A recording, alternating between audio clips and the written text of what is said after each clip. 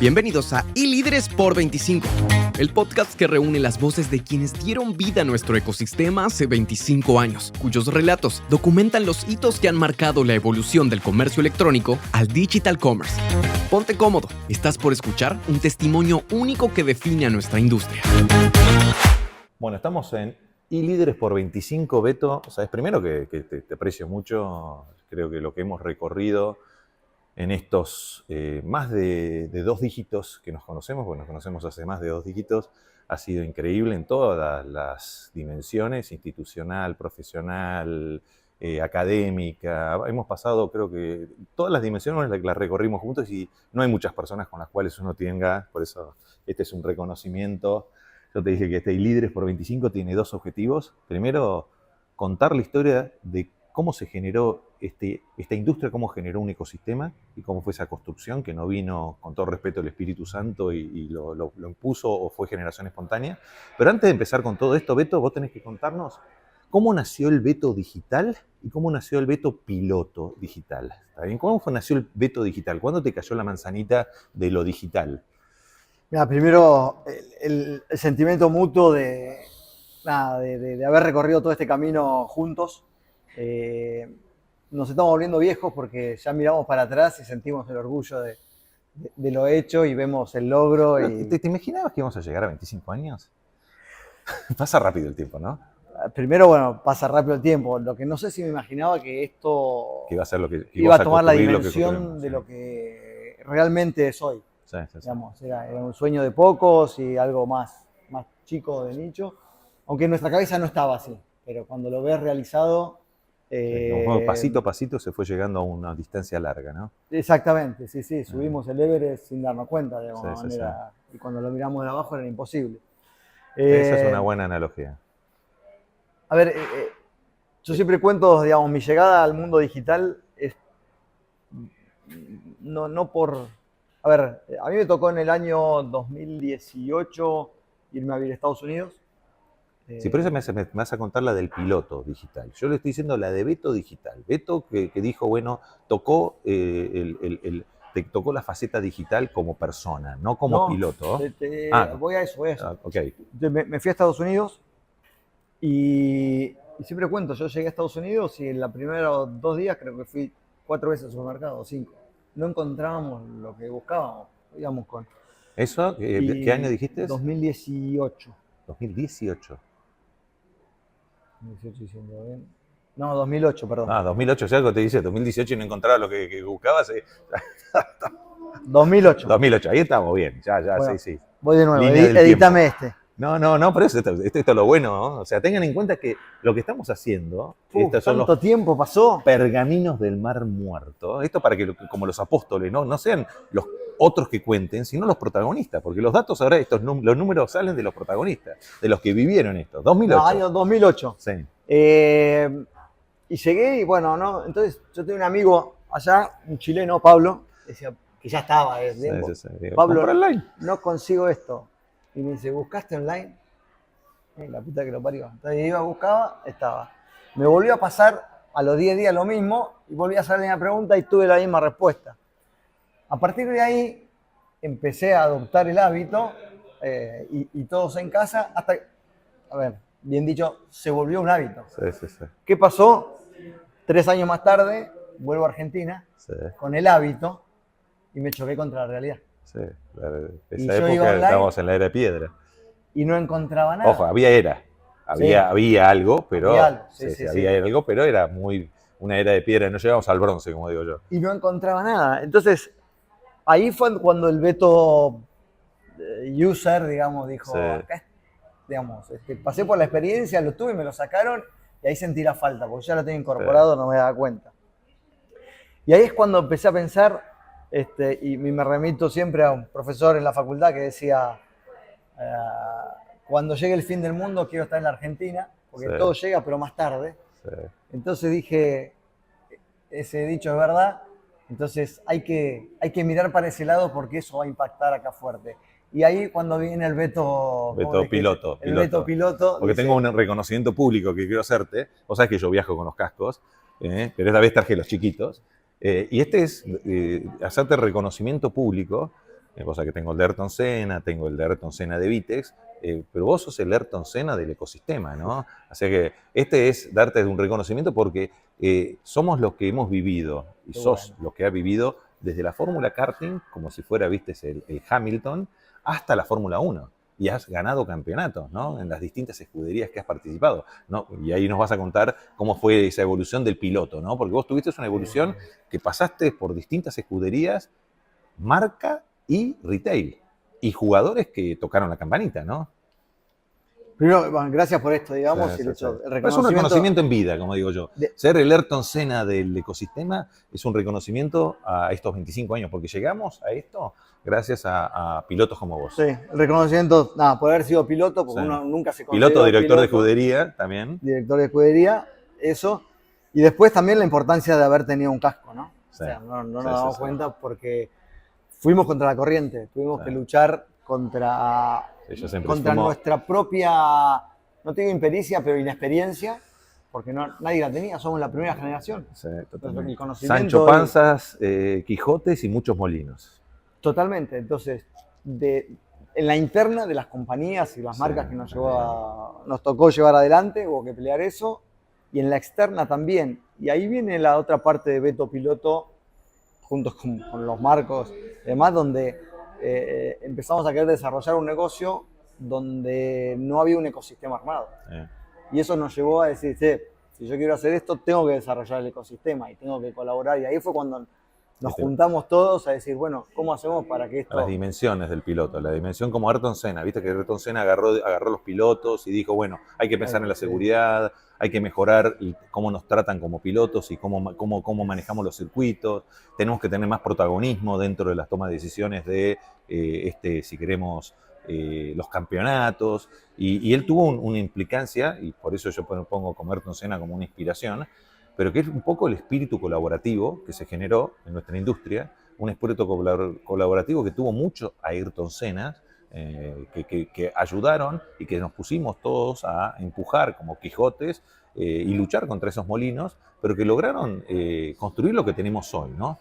Y en esto que tenemos hoy pasaron 25 años, y si vos tenés que elegir 3 momentos, o los momentum, como los llamo yo, que fueron momentos bisagras, ¿tá? Que fueron esos aceleradores o que cambiaron las cosas y fueron un switch a nivel de industria, a nivel después de impacto en el ecosistema. ¿Cuáles serían para vos los 3 momentos? Yo sé que es difícil seleccionar 3, pero ¿cuáles serían para vos los 3 principales? Mira, para mí el principal, no sé si es un momento puntual, pero es la transformación, digamos, el tema cultural. Y te voy a explicar por qué. Yo decía, con error, porque estaba equivocado, que, a ver, se hablaba antes de que el retail era la industria más vertiginosa que había. Después cuando vino... Línea de tiempo, ¿cuándo decías eso? En los 90. En los 90, dale. En los 90. Cuando vino... ¿Eso ahí estabas en Nike o estabas en dónde? Unilever, Nike. Que venía de la marca. Exactamente. Cuando vino el e-commerce, dijo, o sea, se decía, el más veloz de todo, yendo a la velocidad de la Fórmula 1, es el e-commerce, porque es retail subido a la tecnología. Sí. Entonces, el consumo masivo que es decíamos vertiginoso, que, exactamente, subido a la tecnología. Porque se desarrollaba además a la velocidad que se desarrollaba la tecnología, que en esos momentos estaba... Que sigue hoy, ¿no? O sea, es una velocidad constante. Pero ¿por qué digo que me equivoqué? Exponencial. ¿Por qué? Porque cuando vino, por ejemplo, la pandemia, Sí. el e-commerce se aceleró vertiginosamente. Sí. Y no hubo ningún cambio tecnológico que lo empuje. No, fue Fue un tema cultural, de necesidad, cultural y llevarlo... de hábito de consumo y de coacción, si querés. Porque Exactamente. no hubo otra opción. Con lo cual, para mí, el consumidor es el principal agente del cambio Sí. en sus cambios Bueno, que haga. ahí este es un buen concepto, porque pocos lo tocaron en todas estas entrevistas que estoy haciendo de Ecosistema por 25. Me tocó hacer un punto muy válido, que es ese concepto que nosotros hablamos del darwinismo digital, ¿no? O sea, que en este ACDC al cuadrado, en este antes, durante y después del COVID, durante estos 2 años que tuvimos de todo este gran cambio de era, porque cuando vos me decías en la previa, bueno, para mí el COVID o la pandemia fue un gran acelerador, sí, pero yo te lo voy a sacar también. Pero es cierto que el cambio cultural, y ahí le agregaría cultural y de mindset, Claro. Fue hiperacelerado en la pandemia, ¿pero por qué? Porque el consumidor que ya se estaba empoderando a través de los canales digitales, durante la pandemia, en todas las dimensiones, todos, oferta y demanda, se empoderaron, pero el consumidor es el que marca la pauta. Y el Total. que va a sobrevivir post-COVID, no sé si estás de acuerdo con eso, va a ser la marca, el retail o el emprendimiento que se adapte al nuevo consumidor. Sí, y el consumidor aceleró un proceso que ya venía dándose. Sí, sí, sí. O sea, los que se quedaron atrás fueron un poquito en el resto. Se empoderó en los hábitos. Tenía hábitos, pero los profundizó y se empoderó. Y esos hábitos quedaron, ya no cambiaron. Por eso estamos hablando que en nuestros mercados de Iberoamérica estamos en muchos ecosistemas maduros ya, con tasas de penetración de más de 2 dígitos. Pero vos acordate también cuando empezamos que cuando segmentábamos etariamente al consumidor, hablábamos de, tenía un piso que eran los que no tenían plata en el bolsillo o no estaban bancarizados, o sea, más de 20 años que ya tenían. Y un techo, que eran los 30, que eran los que accedían a la tecnología. Hoy entonces, ya no hay. Hoy ya no estamos hablando de eso. ¿Por qué? Totalmente. Porque es transversal, que todo el mundo, digamos, tiene acceso a las herramientas a hacerlo y lo adquirió como hábito y lo incorporó. Con lo cual, ese para mí es el primer driver. Y ver que quiero profundizar un poquito ahí, es porque yo coincido y creo que es una visión muy buena para entender qué pasó en estos 25 años, porque fue uno de los por qué antes, en los albores de nuestro ecosistema, no se aceleró tanto, porque tenías ese tema cultural a nivel de la oferta, ¿tá? Pero cultural también a nivel de ese cambio de mindset que tienen que tener los tomadores de decisión. Pues yo creo que hubo ahí fue el gran cambio, el cambio más grande, porque estábamos nosotros como Quijotes y Sancho Panza, pero con los que teníamos que cuando íbamos a la interna, cuando entrabas a los otros ejércitos, ¿viste? Ibas a buscar apoyo en todas las demás, te ayuda por ahí los eventos masivos que te dan visibilidad, pero todavía era una lucha interna que había que cambiar ese mindset. Yo creo que la pandemia lo que hizo fue el switch completo. Ya nadie te discute. ¿Te acuerdas del tema de las super apps? Que antes de la pandemia las super apps eran todas el diablo, ¿no? Y el diablo, o sea, muy criticadas y hasta prohibidas. Durante la pandemia fueron cuasi héroes, a la misma altura de los que tuvieron supermercados, de los que tuvieron, te diría, hasta los de salud, porque ellos se jugaron la salud para poder hacernos llegar las cosas y si no fuera y esto es un reconocimiento también en estos ecosistemas por 25, todas las super apps hicieron algo que nosotros como consumidores o como oferta, la oferta no hubiera sobrevivido si no estaban las super apps y la demanda la hubiera pasado mucho más mal. Pero el mercado miró a las super apps a ver qué estaban haciendo para poder copiar. No, y se montaron después en ellas, porque si no, no había forma. Totalmente. Totalmente. Pero nadie, o sea, es un público reconocimiento, porque hay que reconocerlos, o sea, lo que hicieron. Y ahora ya no se discute. Ahora lo que si querés es cómo se adapta. Es que durante 25 cómo años. Se rentabiliza, ¿no? Durante 25 años creo que derribamos muchos muros. Sí. Digamos, hoy parecen obvios, pero como ese que estás mencionando, desde el inicio un montón. Sí. Bueno, el espíritu colaborativo, los nuevos modelos de negocio, cosas que, y volviendo a lo que vos decías, ese cambio de mindset. Antes de la pandemia, muchas marcas ni se les ocurría hablar de lo que estamos hablando hoy en algunos modelos de negocios. Ni se les ocurría, era imposible ponerlo encima de la mesa. Direct to consumer, por ejemplo. Era un tema que decía, no, ¿cómo vamos a tocar eso? No estaban los business plan. Exacto. No lo ponían, era como, bueno, alguien ¿viste? Que lo hacía, pero no estaba. No, tenías que ser un loco, ¿no? Porque era un loco, viste la diferencia entre un loco y un visionario, que el visionario es el loco que le sale las cosas bien. Bien. Porque tenemos caso, te acordás del Sony, que fue uno de los pioneros en ir directamente al consumidor. Nike, que también no fue tan pionero, pero hizo una aceleración muy grande. Muy pocas de las grandes empresas empujaron esto. Ah. ¿Por qué? Porque y cuando lo hicieron, sobre todo acá, fue por una imposición por ahí corporativa, es decir, che, tenés que hacer e-commerce. No estaban convencidos. Pero no estaban convencidos. Ese cambio en país para vos vino acelerado por la pandemia. La pandemia lo puso de manifiesto, entonces los que no lo habían hecho salieron corriendo a hacerlo, los que lo estaban haciendo salieron a acelerarlo. Y yo ahí te hago una provocación, ¿no? ¿Y qué crees que pasó con los eventos masivos de conveniencia? Porque nosotros ya cumplimos 11 años de eventos masivos de conveniencia, y los eventos masivos de conveniencia, quieras o no, fue también un sacudón, porque de repente que tengas el día de mayor facturación de la compañía, históricamente, todos los años, era como diciendo, che, esto, ojo que son 3 meses en una semana 3 meses de facturación, en una semana 2 meses de facturación. O sea, el que termina la carrera termina entre 1 mes y 3 meses o 4 meses de facturación, el que está en el podio. A ver, los eventos de conveniencia fueron un gran catalizador. Lo llamamos Grand Prix, por eso volvemos a la escudería, ¿no? De la aceleración de ese cambio. Sí. O sea, fueron los empujoncitos esos que el consumidor necesitaba, pero el consumidor ya lo tenía. Para mí, el otro cambio, o sea, la fase 2 de todo esto, cambio cultural, es el catch-up de la oferta, sí, como para estar a la altura del consumidor que estaba buscando. El consumidor estaba necesitando de eso. Y hacer esa integración, porque de ahí te tiro con los otros momentos. Yo creo que viene atado, esto trajo y provocó otro momento más, que sería el concepto del comercio unificado, que lo hablamos en la previa, que el que quería surfear esto y no caerse, y poder seguir surfeando estas superolas, estos tsunamis de volúmenes de órdenes, si no lo integrabas a la tienda en los 4 momentos, ¿viste? La búsqueda, el pago, el fulfillment, la operación y la logística, propio de terceros, no lo integrabas al metro cuadrado disponible, no tenías ni forma de poder absorber ese volumen. No, yo voy más allá de eso. A ver, para mí el término omnicanalidad es obsoleto. Sí, es buscar los puntos de contacto entre 2 canales que eran paralelos. En cambio, el retail integrado, es algo que nosotros venimos hablando hace mucho, es una única visión hacia todo el retail integrado es comercio unificado o qué? Sí, yo creo que sí. Porque, a ver, en mi época de Netshoes era un pure player, entonces nos llamaba mucha gente diciendo, ¿dónde me lo puedo probar? Necesito verlo. Todavía estábamos en esta época de compradores primerizos, ¿no?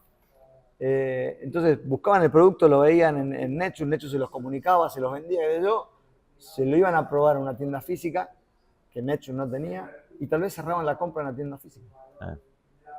Entonces, el journey del consumidor tenía que pasar por todo eso, y necesita de tener esa... el que es omnicanal es el consumidor, el comercio unificado es la oferta. Claro, hay que entender cómo compra el consumidor, que entra y sale del mundo se vaya persona, ¿no? digital y físico sin darse cuenta en la misma experiencia de compra, independientemente de dónde la cierre. Y si vos no le ofreces una de esas patas, está fuera. Tu propuesta es muy débil. Entonces, el modelo de atribución es bien implementado, ¿no? Totalmente. Entonces te va a faltar algo siempre como para competir, porque el consumidor quiere eso. El consumidor quiere hablar con una marca, quiere hablar con... ¿Cómo lo pondrías en ese momento? ¿Con qué título? ¿Comercio unificado? ¿Evolución de la omnicanalidad al comercio unificado? No sé, a ver... Retail unificado. Para mí es el retail integrado. Porque no es es todo junto. No, me gusta.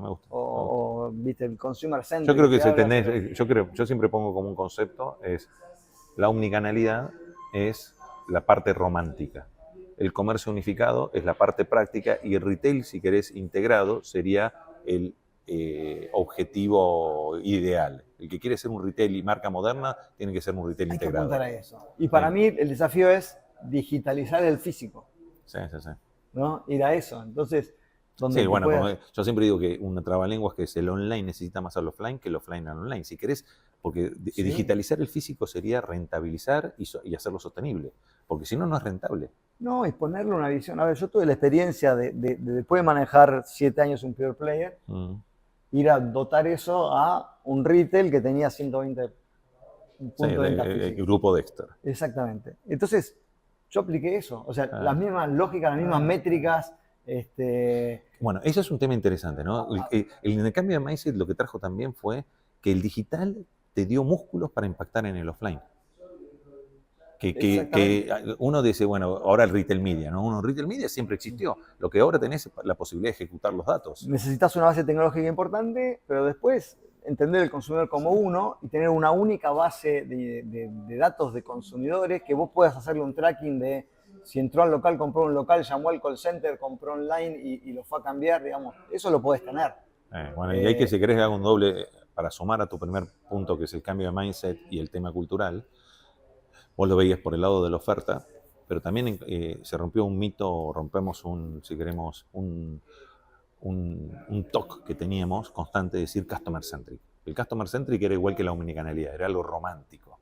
Y ahora lo que pasó fue que el job to be done está bien claro, que es cómo yo satisfago, cómo me adapto a este nuevo consumidor y le genero una experiencia de compra positiva. Salgo de la parte romántica, hablar de customer centric, para hacerlo práctico. para hacerlo real, que es el retail integrado. Ese retail integrado, ¿cómo compra el consumidor? Punto, digamos. Pero centrado, porque antes viste que todo el mundo hablaba customer centric y era como omnicanal. Tenía que estar en todo, en el discurso del CEO, en el discurso de cualquier director, decía somos customer centric y somos omnicanales. Pero era un discurso romántico, era una intención. Ahora creo que el retail integrado resuelve esas dos puntas, ¿no? De poder ser, si querés, comercio unificado, junto con el job to be done de una experiencia completa positiva. Yo, un ejemplo, en Jujuy no teníamos, o sea, teníamos la menor tasa de, o sea, Dexter estaba en todas las provincias, Jujuy tenía la menor tasa de penetración de e-commerce. ¿Sí? ¿Qué hice? Abrí un local físico. ¿Para qué? Para potenciar el e-commerce. Para tener un pick-up store, para tener un showroom. Para poder integrar la experiencia.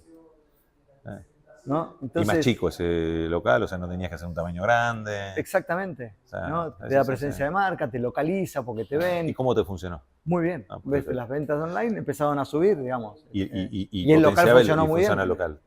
Exactamente. Entonces, y si tenés que poner un tercer momento. Mirá, a ver.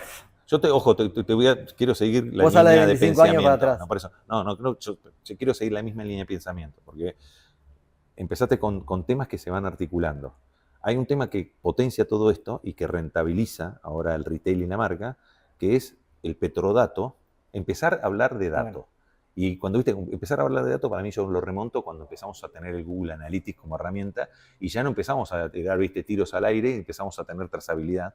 Pero eso lo que nos generó es que el digital le diera la capacidad de impactar en el físico para que pueda ejecutar la personalización, la precificación, todo lo que es el perfilamiento, no post-checkout, porque vos decís, ¿quién es la industria más evolucionada pre-pandemia en esto? Era el supermercadismo, que vos llegabas a la caja y te decían, o la farma, todo lo que es farma, que te llegabas a la caja y te decían, bueno, Beto, acá tenés para el jueves, tenés tus disco check o los check no sé cuánto, pero era post-checkout. Hoy tenés la posibilidad de hacer la gran Starbucks, si querés. Exacto. Bueno, a ver, yo te hablé primero de la demanda del lado del consumidor, como el consumidor es el primero que hizo avanzar. La segunda avanzada fue del lado de la oferta, con las marcas reaccionando a eso.